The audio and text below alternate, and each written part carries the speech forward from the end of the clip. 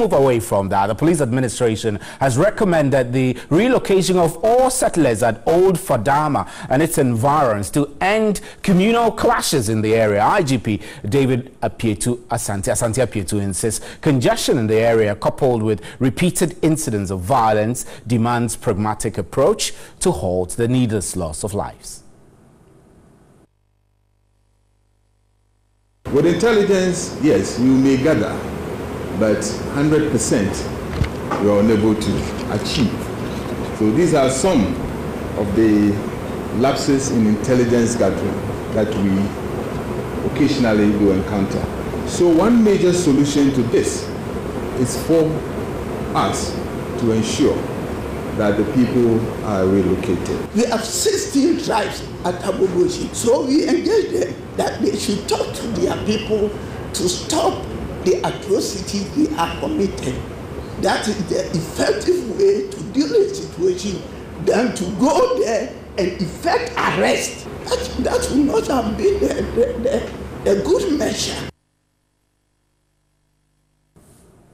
Let's quickly get onto the telephone lines. Most Reverend Professor Emmanuel Asante is chairman of the National Peace Council. Is joining us on telephone now. Good evening, Prof. And we're grateful for your time. I know that in instances like this, we always have to call back to the Peace Council and ask you what you make of the incident, etc. The issues in Agbogbloshie have been with us for quite a while. As chairman of the Peace Council, do you think we're missing something? We're missing a vital link in resolving the issues there, and they will come back to bite us?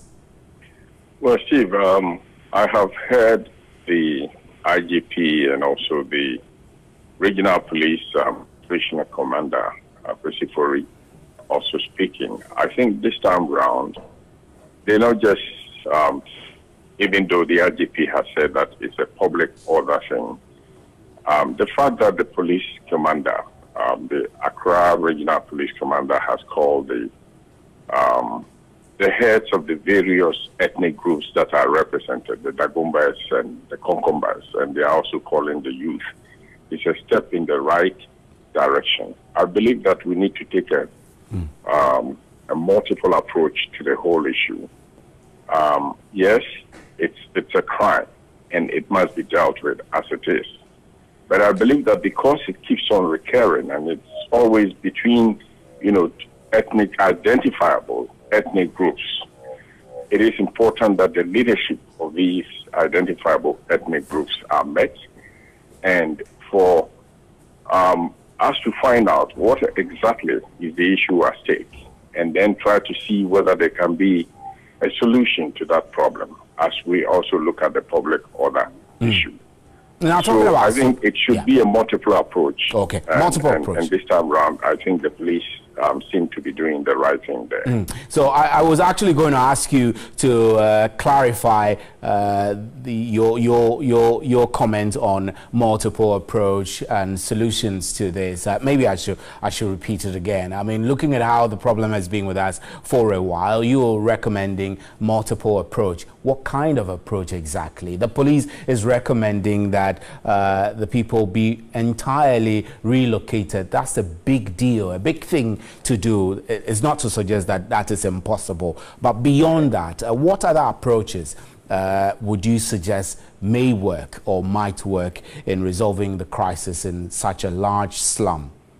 I think the relocation issue is not the first time anybody is talking about that.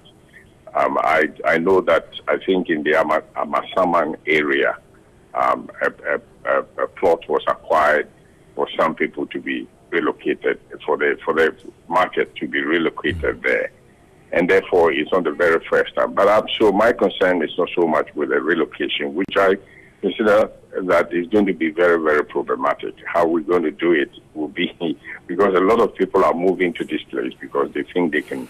The market is good, and so I don't think that might be the definitive solution to the problem.